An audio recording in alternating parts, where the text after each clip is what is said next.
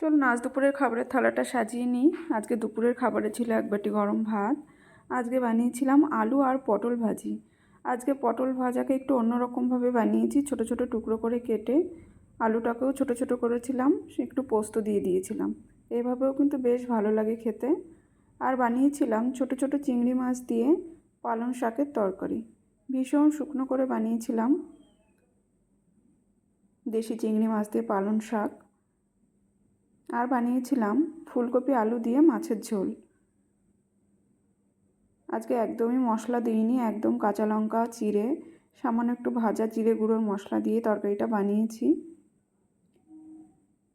এভাবে পাতলা তরকারিও বেশ ভালো হয় খেতে।